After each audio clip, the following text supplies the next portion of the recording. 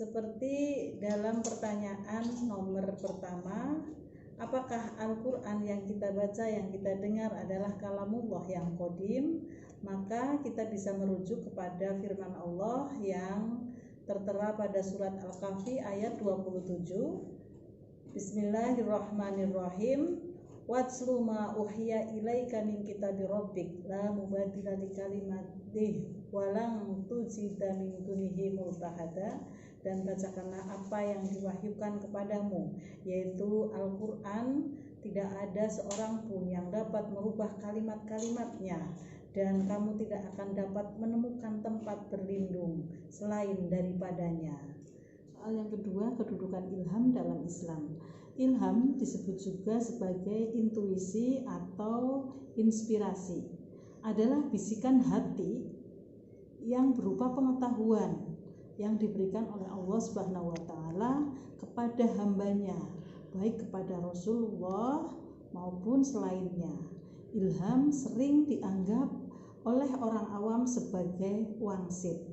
Allah berfirman dalam Quran surat Asy-Syura ayat 51 yang artinya, dan tidak ada bagi seorang manusia pun bahwa Allah berkata-kata dengan dia kecuali dengan perantaraan wahyu, atau di belakang tabir, atau dengan mengutus seorang utusan atau malaikat, lalu diwahyukan kepadanya dengan seizinnya apa yang dia kehendaki.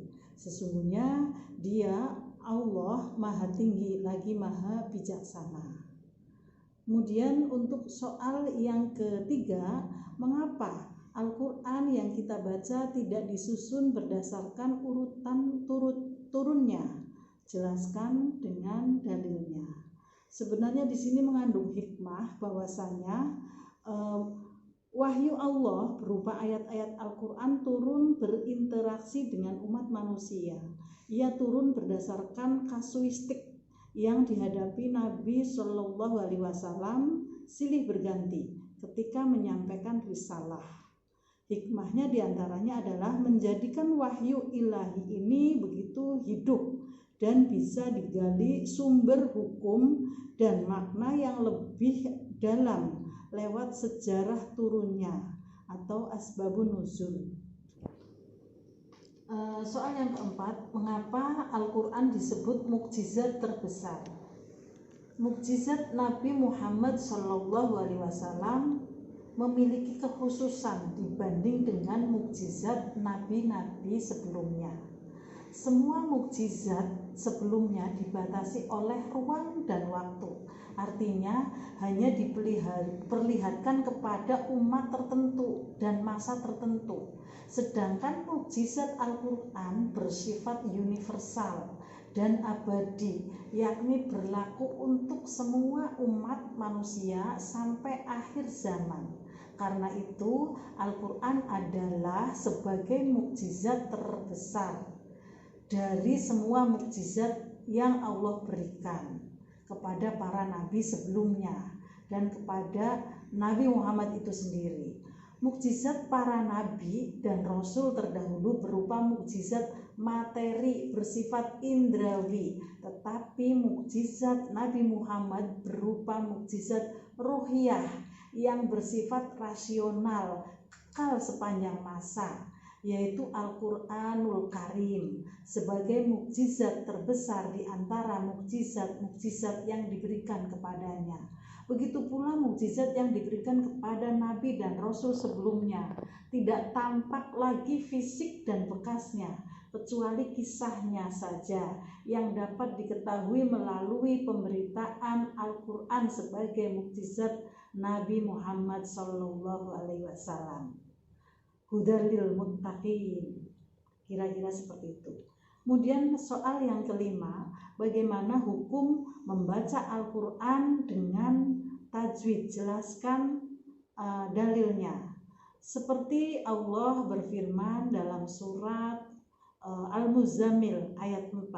Bismillahirrahmanirrahim. Waratilil Qur'ana tartila. Dan bacalah Al-Quran dengan tartil.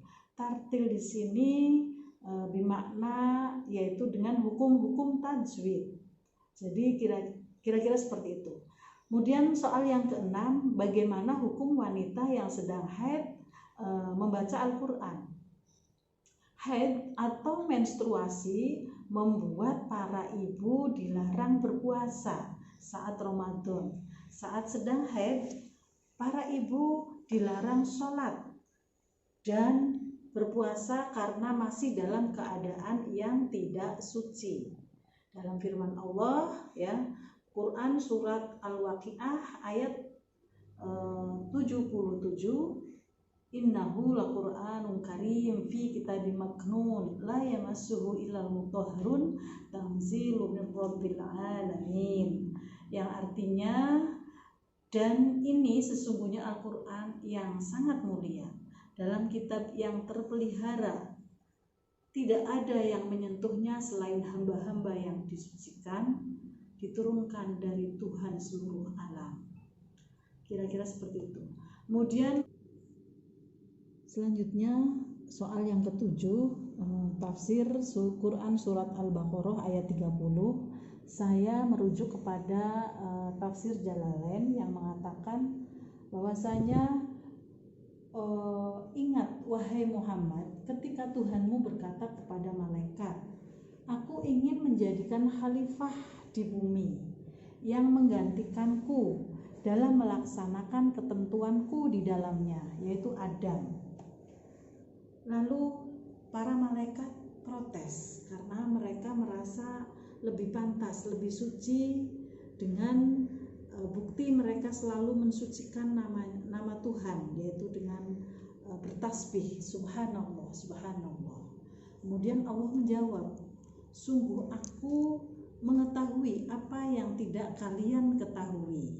Aku mengetahui kemaslahatan dalam mengangkat Adam sebagai penggantiku. Keturunan Adam terdiri atas hamba yang taat dan maksiat sehingga keadilanku tampak di tengah mereka. Malaikat kemudian menyambut, Tuhan kami tidak menciptakan makhluk yang lebih mulia dari kami dan lebih tahu karena kehadiran kami yang lebih awal darinya dan penglihatan kami pada apa yang tidak dilihat olehnya. Sekian.